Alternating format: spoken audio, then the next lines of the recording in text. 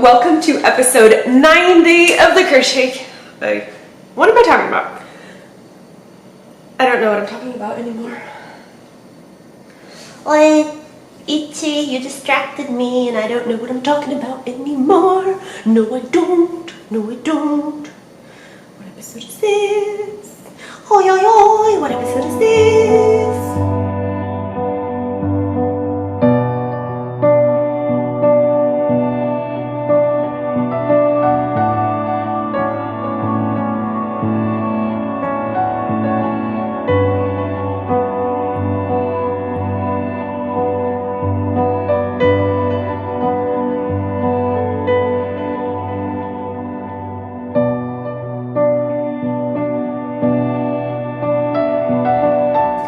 I'm Claire, otherwise known as Crochet Cakes, and welcome to my podcast where I chat about crochet, knitting, and any other crafty rabbit holes I happen to be, exploring.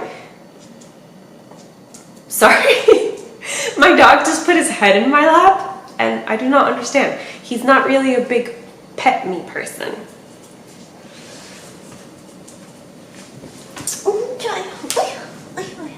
Say hi. Hi. Where's the Food. There. Food. Food.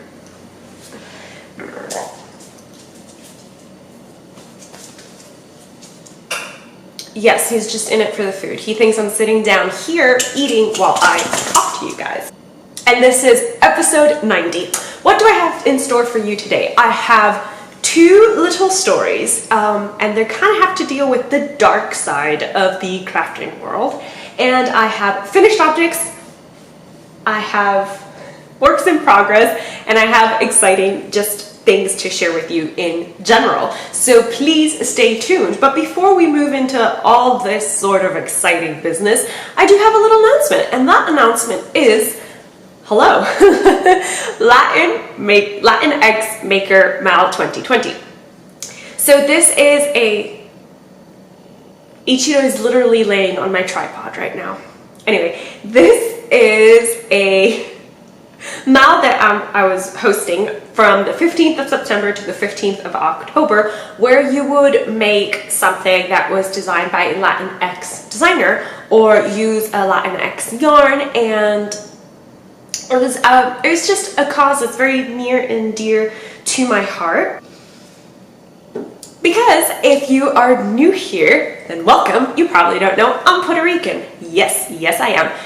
Y si hablo español. Just in case you were wondering, I do get a lot of messages of, why are you speaking English? So yeah, I speak English and Spanish and a little bit of French. So anyway, I'm Puerto Rican, and I just wanted to encourage other makers to explore different designers, because not all designers design the same, if that makes sense. Anyway, we are getting near to the end of it, because this is the 4th of October already, and the year is just going twice as fast as it was. So I want to thank Peach Fizz for sharing on Ravelry what she is making for this Mal, which happens to be Mine and Muse Crafts mini sock pattern, which is brilliant because she just reminded me that I also wanted to make that pattern to decorate my Christmas tree. Anyway, so thank you to Peach Fuzz, and please, if you are joining or have joined and just haven't chatted about it on Ravelry or posted it on Instagram, remember, #LatinxMakerMal2020. It is linked somewhere here in the description box below. Having said that, all the information about where to find me and show notes can be found in the description box below if you're interested. I try to remember everything I talk about and link it below. So yes.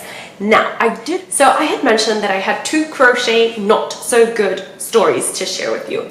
And the reason I bring these stories to you is because I want to share what happened, and I want to express why I'm not okay with it. The first one more so than the second one. The second story just kind of made me go, okay. But the first one is really important. It is about how we talk about patterns, what we share about patterns, and copying other people's work. That's essentially what it comes down to. But I'm going to give you the backstory. So a couple of weeks ago, 2 weeks ago, I don't know. I can't tell time during this pandemic anymore. Somebody tagged me on Instagram that they had made my crochet flower duster. Insert picture. And the crochet flower duster is a free pattern that is available on my blog, and there's also a tutorial that goes along with it in both English and in Spanish. Now, I design free patterns, and I know a lot of people don't agree with this, but I design free patterns in exchange of getting views to my website. The goal is to get enough views that you can potentially make a living off of a website. And I know several other people who design free patterns. This is the exchange. You provide the views to my blog. I provide you the free pattern with the math involved and everything.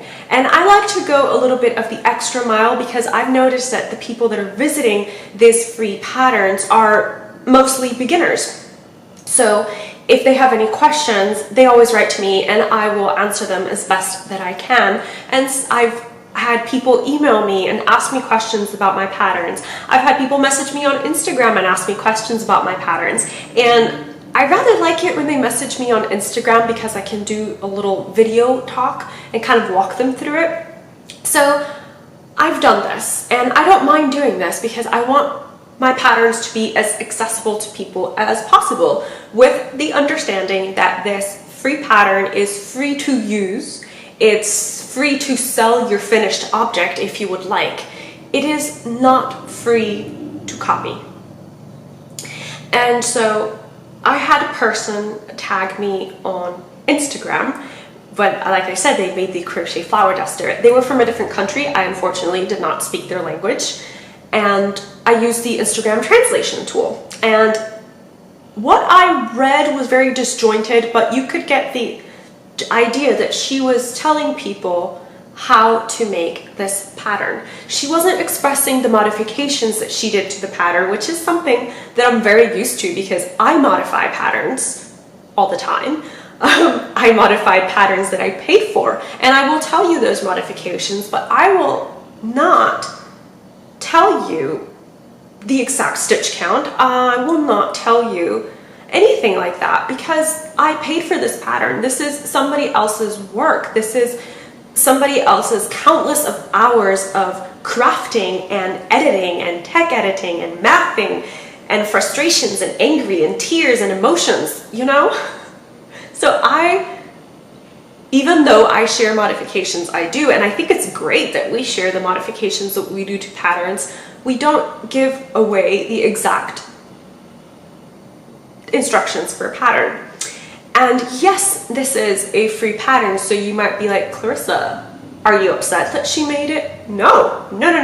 I welcome that she made it.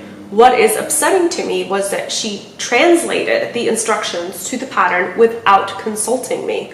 That is what's upsetting to me. And I know this has happened to other people. Sometimes big fashion brands steal the work, and it's not okay to take someone else's work, especially without their permission. It's just not okay. I'm not okay with it. Like I said, I don't mind that she made my pattern, and I don't mind that she modified the sleeve construction because she liked the way she did it better. Awesome. Share it. Let people rejoice in your modifications. Yes, let us move forward together. But don't translate the pattern. It is already a free pattern in exchange for the views to the blog. And like I said, it's not just the fact that she translated it. It's like she didn't consult me for that translation, you know? I want to make my patterns as widely available as possible. So if she had messaged me on Instagram and been like, do you mind if I share how if I translate your pattern to my language and credit you as the designer and link to your original work? No, I don't mind. Let's make it available in as many languages as possible. In fact, could I please put that on my blog so that people know that somebody else made it and get inspiration? Of course, that's fantastic. But please ask for permission. And it's not just if it's something I designed. I mean, of anybody that you're thinking of doing this, but just ask for permission. But I learned firsthand how this happened to me. I learned how I feel about it. And I just wanted to share with you guys that there is a fine line between being inspired by someone's work and copying someone's work. Now, of course, there are things that we all use in our patterns. The double crochet stitch. Who came up with it? I do not know. Honestly, I don't know. But we all use it in designs. And I know it's got to other people because Katie Jones from Katie Jones Knits had a company in Brazil steal her work, and they were literally selling her pattern as their own, but translated. That's not okay. You're literally stealing her work. It would have been completely different if you had approached the designer and been like, can we do this? Can we translate this pattern to make it available? But of course, we will credit you as the creator and brainchild behind this project. And I know crafting or pattern theft or design theft is not new in this community. It really isn't. But I feel that it is something that shouldn't be happening. There are many different ways of doing things, and I appreciate that stitches, there are only so many different stitches that you can use to create patterns. So of course stitches are going to overlap. Like I mentioned, the double crochet, it's definitely going to overlap. Single crochet, all these things. But let's just be mindful and give credit where credit is due.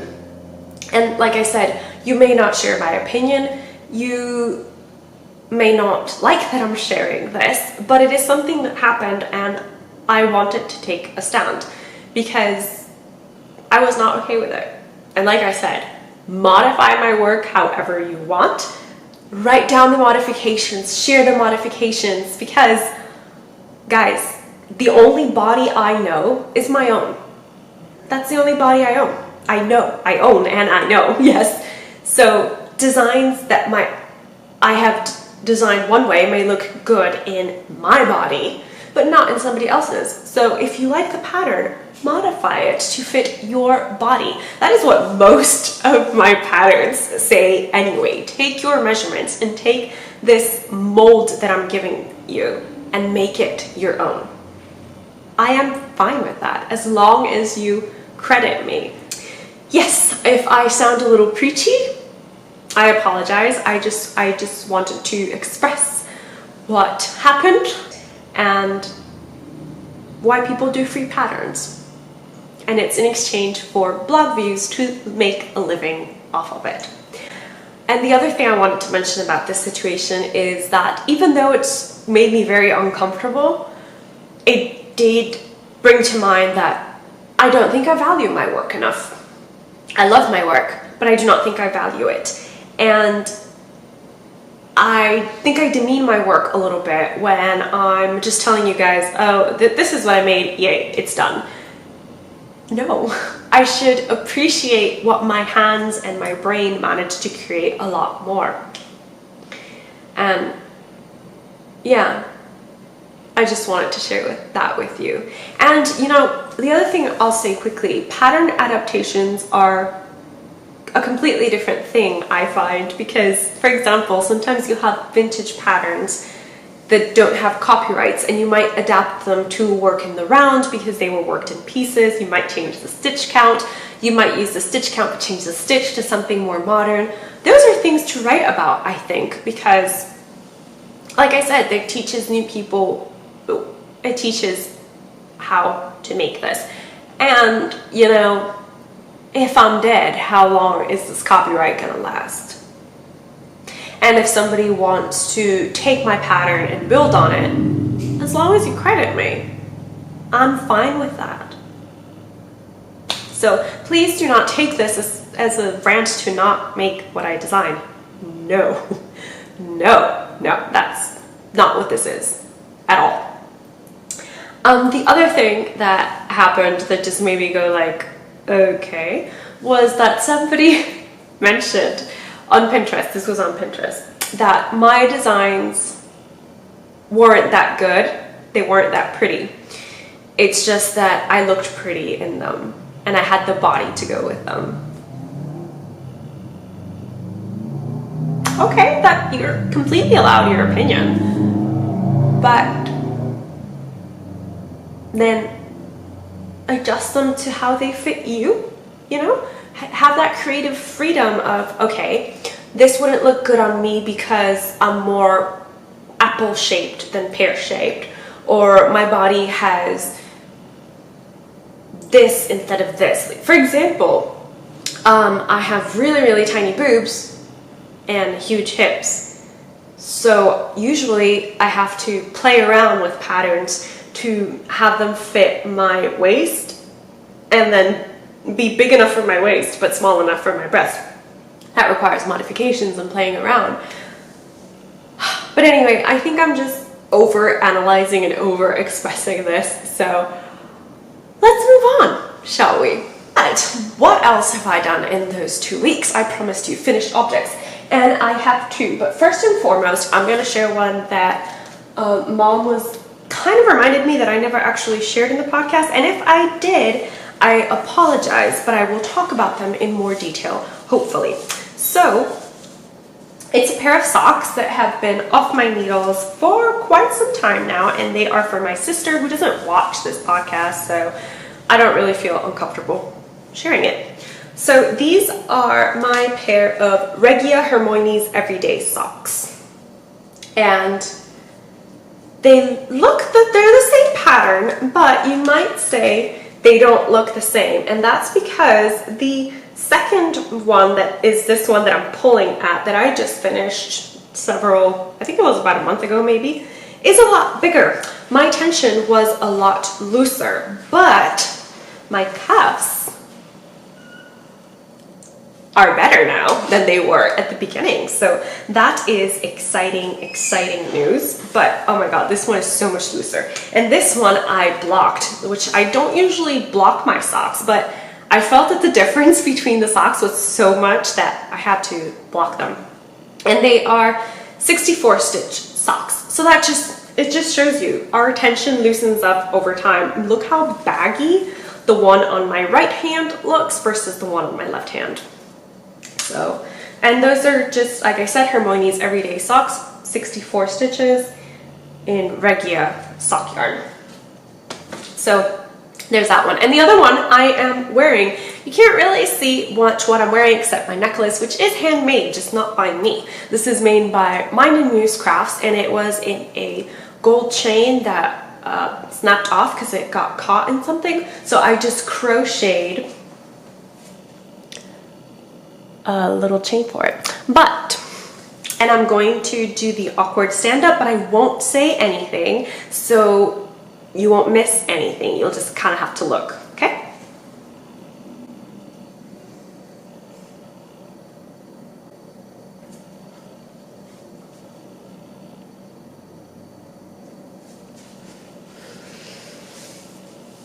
Now, I gave you guys a little sneak peek of this finished object on Instagram stories, so if you don't follow me on Instagram, please feel free to do so. I'm very active in stories at the moment. And what I am wearing is my finished Mosaica Ganesh top, which is a pattern by Sandra of Nomad Stitches. And this was my first color work crochet top.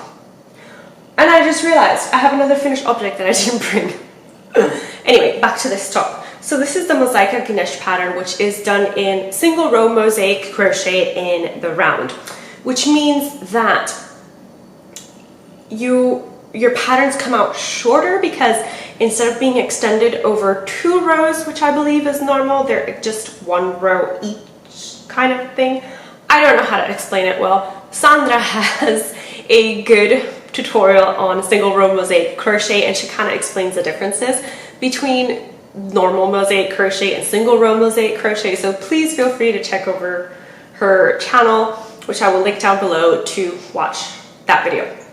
So this was an experiment for me in 2 ways. Number 1, it was color work, which I'd never done before, and number 2, I wanted to combine cotton and wool because I wanted to make a garment that I'd be able to wear in Florida, which is where I currently live. So the mosaic part of the top, I'll insert a picture here, was done with this BFL silk blend from Emma Yarns, I believe, and it is a very, very variegated yarn. It's showing a bit more muted than it really is, but you can see that the colors are turquoisey, orangey, and it's got greens, and it's also got some speckles. It is a highly variegated yarn, which, as it turns out, is horrible for color work. And the gold that I am using is by Socks, yeah. So this is 75% superwash merino, 25% nylon, 231 yards per 50 grams. I will say this one is a lot thinner than the BFL silk, which is also a high twist, so it's a lot better for crochet color work. Now, first experience learned, variegated yarns are not good in color work. I should have known. So that is why for this pattern, you will notice that my design looks super different from what it's actually supposed to look like. And then for the top and the main color of the top, I used Knit Picks Comfy Fingering and the color Ivory, which is ivory white. So this is 75% Pima cotton, 25% acrylic. Now you will notice I didn't mix cotton and wool to make the color work, because wool, you need that little bit of stickiness in the wool to make color work look good. In the end, that really didn't matter because variegated yarn kind of killed the entire design. But having used cotton for the top, it does feel like a much more airy top than if I had made it entirely in wool. So those were differences in the pattern. Oh, and I should probably mention, this is all leftovers. So I think there's 50 grams or more left over here. And there's about 15 grams of the main color left over here. And I did have 25 grams left over of the 50 gram hank that I used for the gold that I'm using on a pair of socks. So I'll share that with you in a little bit. But what other changes did I do to the Mosaica Ganesh pattern? Well, when I did my gauge swatch, I had gauge. When I started crocheting, I was like, this is huge. And I was making the size small, and I was using the 4.5 millimeter hook as is recommended and called for in the pattern. That didn't work. So when I finished my first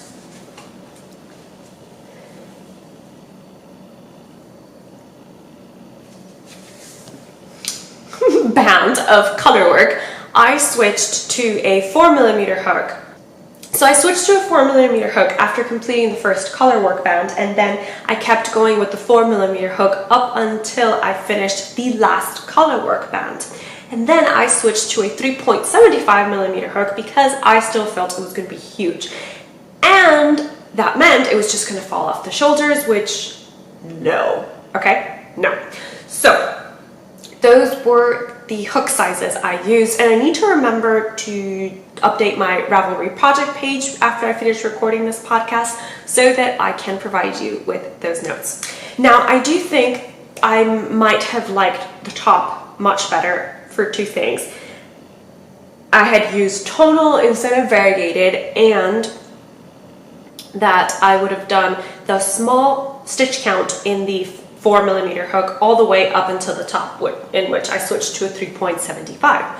So if you'll notice, because if you follow me on Instagram, I have added sleeves. It's not that obvious. There are about 3 rows of half double crochets, because when I took the finished photo for Instagram, I realized the pattern called for sleeves and I didn't have any, and I wanted them. Honestly, I feel it completes the pattern a lot more, and it just falls way nicer than if you just leave the little puckers at the end. So I did 3 rows of, I picked up my stitches with single crochets, and then I did 3 rows of half double crochets. So there's 4 rows in the sleeve total.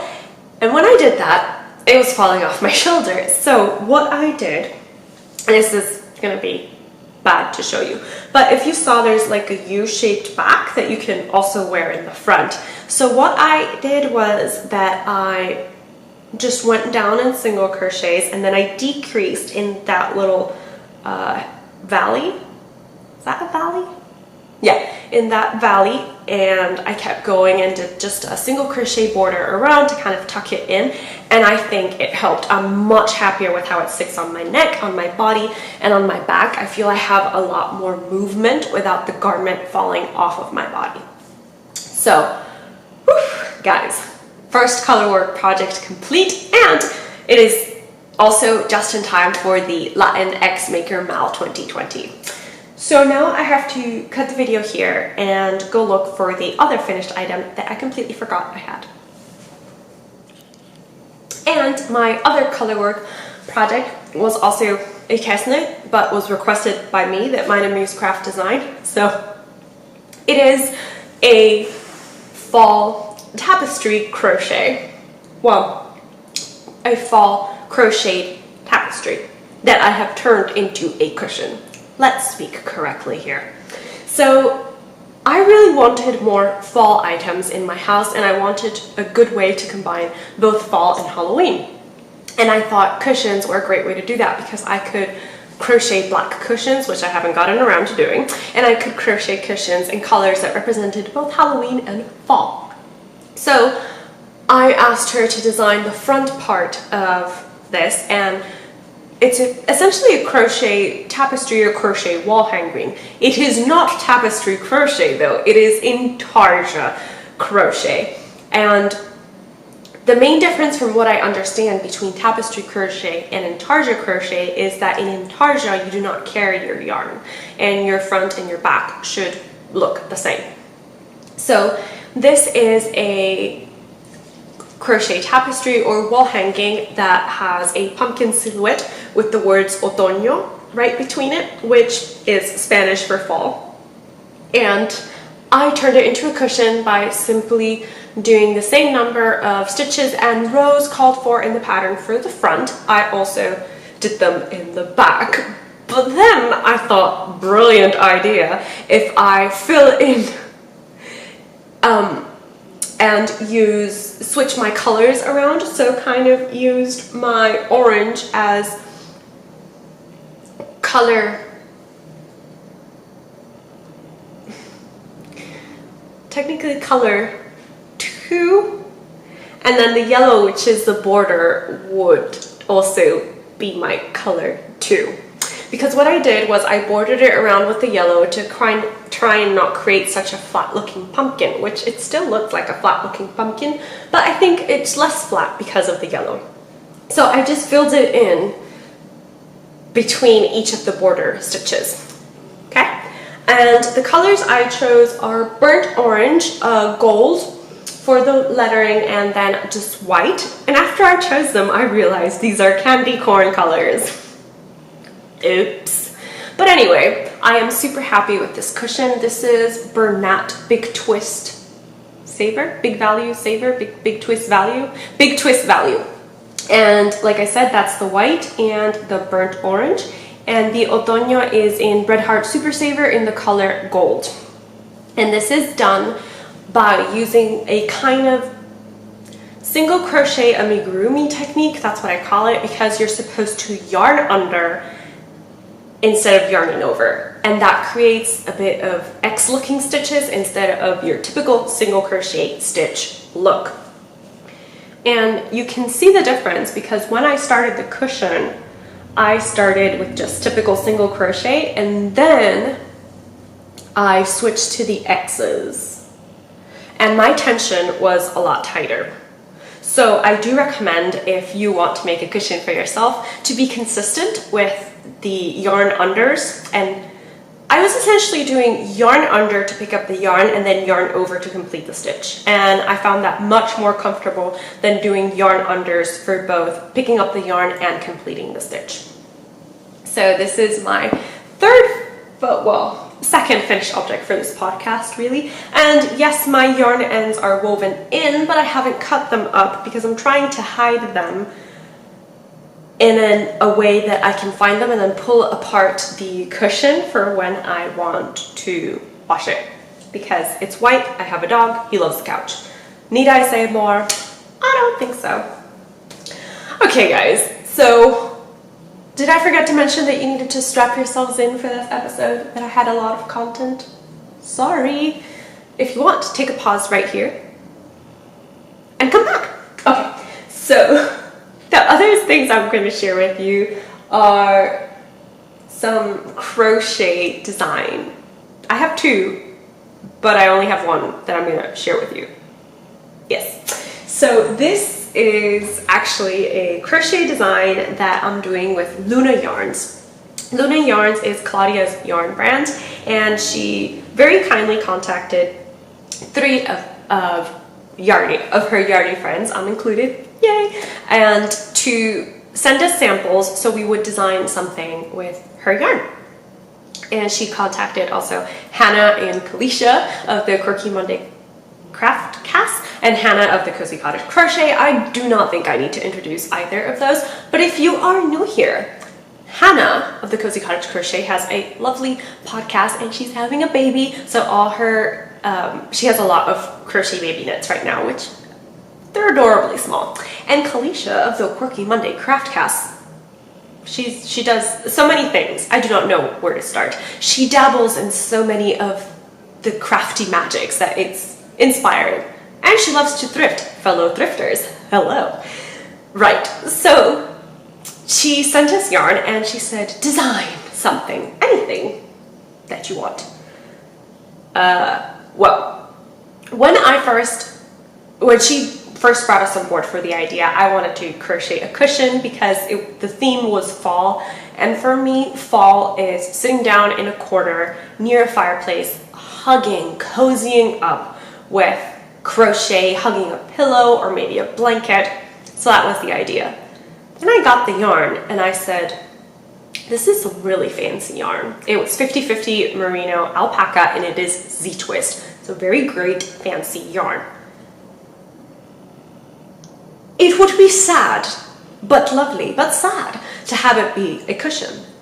So I started looking through some vintage patterns just to see if any of them managed to create a worsted weight garment with 2 to 3 hanks of yarn. Hey, there was one that used similar yardage to what I had available. So I was like, okay, as long as I stick to the dimensions mentioned and chain, okay, so as long as I stick to the dimensions mentioned in the pattern, I can do this design. Now, I didn't copy the vintage pattern. That's not what I did. What I did was that I drew inspiration from the fact that they were able to complete a worsted weight garment and used that in my design. So the requirements were, of course, it had to be form-fitting and it had to be cropped.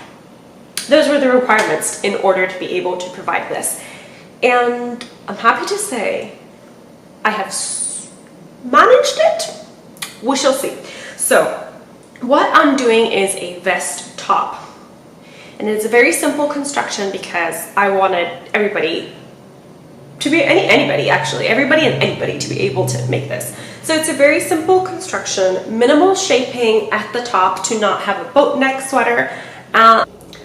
Sorry about that, my camera cut off right as I was talking about this and I went to empty the memory card, so now I don't really know where I left off. So what I will say is that there's a little bit of shaping on the neckline, there's no shaping for the body, and I'm using a very textured stitch to work with it because it's so wonderful. I wore this to take a little picture to send to Claudia, Kalisha, and Hannah.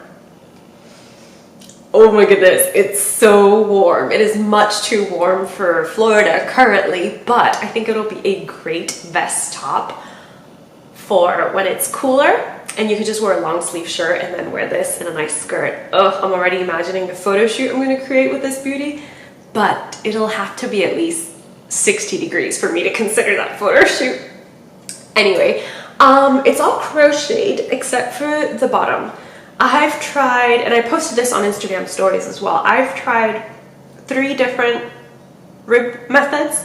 I tried just front post and double crochet, and then I did front post, back post, and then I did the cuff one does for the socks, which is chain and then do single crochet in the back loop only while attaching to the border here. I didn't like any of them. I did not like any of those. So what I did was that I kept the single crochet border I had done to pick up the stitches, and I'm now picking up to knit my ribbing, elastic, waistband, I don't know. Words are failing after my little spiel on creativity and stealing and, you know, how we talk about it and whatever, because I'm very nervous now. I feel that I exposed myself a lot and it makes me very uncomfortable, but at the same time, I think I needed to say my two cents and share that experience. So anyway, this will combine a little bit of rib. Who knows, I might rib it back because I thought it looked quite good without the rib too. But I also thought, why not experiment and in one project show how the yarn works up in crochet as well as knit. The color, by the way, is showing up very true to color. It is a tonal mustardy ochre yellow, which I think we are calling roasted butternut or just butternut, because it's very butternutty. It kind of reminds me of roasted butternut when you do the brown sugar on top and you get those really dark caramelly specks. That's what this is reminding me of. So yes, this is my little vest pattern, and the way I'm designing it is based on measurements so that it can be as inclusive as it needs to be. Because we all come in different shapes and sizes. I used to be teeny tiny and I could never find clothes that fit me in the women's section, so I had to go to the kids section, and then you get really prints that are, you're like, no. But anyway, that is a story for another day. And that is living in my little Betsy Makes bags because the colors matching made me very happy. And inside, if you're curious, and if you're not, I'm still sharing it with you, is living in my little notions pouch. These are little cupcake notions pouches that I used to sell in the shop. They didn't really ever take off, so I stopped sewing them, but I still think they're so cute and fun. But there you have it. And I probably should mention that I'm attempting the rib in 4mm knitting needles because my knitting gauge is very loose. Also, I have a lot of experiences to share with this yarn. I believe I've already mentioned this is a Z-twist yarn, which behaves really differently to the yarn the S-twist yarn, which is the yarn that's more readily available. Because, as Claudia explained to us, in order to get a Z-twist, you need to change your entire machinery, the way it twists around, and that's very time consuming, so most mills don't want to work it. But she found a mill that did. And the stretch Z-twist provides, it's not that much actually. So in the pattern that I'm writing, I am giving you the measurements that you need before blocking, how big you should block it, and how much it's going to shrink after you block it. I'm trying to be super thorough because designing for somebody that's not my blog is making me really nervous, but excited, but also nervous.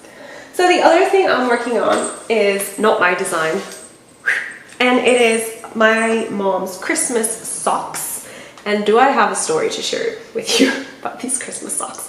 So this is the Prarie Socks by Kay Jones of the Bakery Bears, and I knit them magic loop 56 stitches because, as I said, I find that my knitting gauge is very, very loose right now, so 56 stitches on circular needles would have been perfect.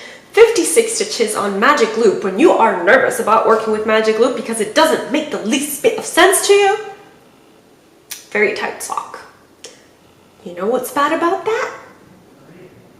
That I made a tube sock, which means I'm going to do an afterthought heel, and it means that I'm going to do a true afterthought heel because true true Clarissa fashion, I did not math it out. So I did not measure how long I wanted my leg to be. Right, we've covered that. Let's cover something else. Do you notice the back and the front are entirely the same for the entire tube of the sock? Now, if you've ever knit socks, you may recall that what one tends to do when one knits socks is that one will knit the leg, do the heel turn, and then switch to stockinette at the bottom and then the pattern at the top. I realized this right when I had started my toe. Was I going to rip back an entire sock that took me 2 months of working on and off there to get it to that stage? Ladies and gentlemen, I was not. I was not. So, what happened? What happened was that I actually walked around the entire house with the sock to try and see if the design was super obvious in the bottom and it would bother Mom. I decided it wouldn't because it didn't really bother me either. Hopefully that will still be the case. And then I just did the toe that she calls for in the pattern, but I switched to a gold color from the Coop knits that I had left over from making the top I'm wearing. Just tiny little nugget. I think that's 25 grams or 30 grams. Honestly, what I loved about working this mosaic ganache top is that with a little bit of yarn, you made a beautiful work. What else do I have to tell you about my sock making disaster? This is supposed to be a Christmas yarn. It doesn't look very Christmassy, does it? At least to me, I see Ravenclaw colors, and then I just see colors from some universities in Puerto Rico. So my experience is knitting magic loop. It doesn't really make sense to me. I'm sorry, it doesn't. But the longer needles are a huge help on my hands, so I might have to just get used to it. And not only did I finish that sock last night, by the way, I finished it last night, but I cast on the second one. Look, it's cast on. I'm not lying. There's two rows of rib. 2 rows of rib? Yeah. Sorry. I'm not quite sure how many rows of rib I did last night because I find it much easier to, after I cast on, do a row of knit. I think it gives me much neater stitches. And I am knitting these on 2.25 magic loop. These are Chiagu red lace. Chiagu has made their cable a lot less stiff, which I'm not too happy with, but they were fine, you know. It's fine. And this is also living in a Betsy Makes Christmas bag that I scored years ago, and it's great because jingles. So the other thing I have to share with you is, I have several things, but one more yarny related. One is Clarissa, that is me, took a plunge on trying products that she would like to, in the future, very near, potentially sell in her shop. And this product is something we all use and we all love. It is yarn, yes. Do I want to start my own yarn line? No. Might it be something that I do just for this once? Could be. Why? Well, I found a gorgeous supplier in the United States that had yarn that called to my soul, because it is a wool, cotton, linen, soy blend yarn. Does that intrigue you as it did me? Let me know in the comments below. Have you ever worked with one such yarn blend? It is very rustic, very woolly. It smells sheepy and delicious. It is classified as a fingering weight because it is thick and thin, and it has 320 yards per 100 grams. It comes in 50 gram hanks though, so together there's 320 yards. I feel it is more sport weighty than fingering weighty, but Clarissa will still design with this. In fact, Clarissa has caked one up just to show you, and you can see the rustic Can you see how rustic that is? It's beautiful. I love it. If you just knit or crochet with merino, you might not love it, but I do. And this is the undyed color, so it's a very bone ivory milky white that I absolutely love. This original color of it honestly reminds me of the milk bottle colorway from West Yorkshire Spinners. So I'm doing a swatch for it because I watched Enola Holmes this weekend, and I forced my husband to watch it with me too. And I do not know how you felt about the movie, but I liked it. I liked it a lot, actually. Did I like Mycroft? No. Did I like Sherlock's character? Yeah. But the movie was named Enola Holmes, and I liked her. So, but after watching that movie, I am now the tiniest bit obsessed with crocheting an Edwardian-inspired top, like the one Helena Bonham Carter used paired with the pink Edwardian-y walking skirt. I know I said I wanted to crochet an Edwardian walking skirt as well. That is still in the plan. But, my friends, it made me realize what makes an Edwardian top. Lace, ruffles, and the sleeves.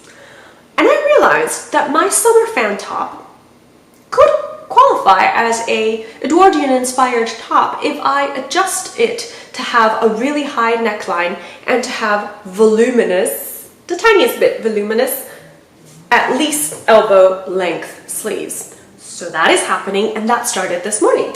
I started swatching for it. So this is the stitch combo for the summer fan top, which is single crochet and extended single crochet, alternating rows. And I'm excited, I'm excited, I'm excited. Of course, this also paired with the fact that Mom reminded me that we never got around to crocheting our own version of Lady Mary's crochet tunic, which has a drop waist, which is in fashion. So many things one can do with this undyed yarn blend. Now, I ordered limited stock just for myself and my mom to try it out, but I'm going to be messaging the supplier to potentially buy stock to sell in my shop. And why am I taking a deep breath? Because I had given myself until my funds reached a certain level to continue trying to make this business work. If I take that money and I purchase all this yarn, I will have cut down the amount of time I can not look for a more reliably paying job by at least a month. So, nothing ventured, nothing gained, correct? So I'm really excited and I really want to take the plunge, but I only take it after I finish crocheting a decent swatch and I decide how I'm liking it. So far, I'm really liking it. It's super rustic, so I think it would be great for color work, and it has enough linen, soy, and cotton that I think will be a lot lighter than just the wool. And speaking of light, this 50-gram cake of yarn feels so much lighter than a 50-gram cotton cake of yarn or a cotton acrylic cake. It's just so beautiful, and I really want to be able to share that with you. So that is where my crafting brain has been up to this week, and those are I think all the experiences I have to share about that are crafting wise. Cooking wise, as you saw in the beginning, I made some sourdough chocolate chip cookies. I'll link the recipe down below. I'm not quite sure how I feel about them. I think I had to let them rest more. So the recipe tells you to let it rest for 15 minutes and then preheat your oven. Me being me, I preheated my oven. So once my oven was done, which was about 15 minutes, I started baking my first batch of cookies. My first batch of cookies came out chewy cookie dough at the top, but the inside is very cakey. And then my second batch of cookies just came out cakey. And I think it's because that second batch sat longer on the counter, so the sourdough did its thing. What it didn't do that I expected it to do was to kind of give it that cream cheesy tang that you get. It didn't do that. In fact, I found them a little bit too sweet. But that could also be because I tried to use natural baking chips. and they might have put more sugar into them. Who knows? But I think that is all the crafty content I have to share with you today. I have been doing some sewing, but I have been doing more hand sewing than machine sewing because my sewing machine and I, you shall not pass. And it's my sewing machine saying that to me. My sewing machine is Gandalf in this scenario, and I'm the Balrog of Morgoth, okay? Yes, I went there. Hi, I'm Clarissa. I'm nerdy. In case that wasn't obvious before. I'm trying to think of what else I wanted to chat to you about because I made a whole list of things that happened that I wanted to excitingly share with you, and then I always forget. I write them down. I promise I do. So I shared about the Latinx Maker Mel. I shared what I'm designing for Luna Yarns. I shared that I'm coming out in a pattern bundle with, I'll let you know more details about that. I still don't have more details about that, which reminds me, need to finish that design. I'm working also on a project for Edison, which I'll share with you later so that this podcast it doesn't bore you to death, which, by the way, is never my intention at all. So thank you so much for watching this week's episode and for commenting, liking, and subscribing. I seriously love reading your comments because that's how we interact with each other. If not, this is just Clarissa talking to her camera while being judged by her dog, whom I bored to sleep, by the way. He's just got tired of staring at me and now he's sleeping. So I think I will end things here because I am a bit rambly rambles, and yeah, I will see you in 2 weeks' time with another podcast. And if you want to chat to me sooner, then comment down below. You can also give my website a follow, my blog, and exciting things this month that I'll be publishing over there are a stitch tutorial, which I've already published, as well as the pattern for the Egyptian inspired top that I talked about ages ago, which I will link to here in the podcast that I referred to it. And yeah, I will see you guys in 2 weeks' time. Bye!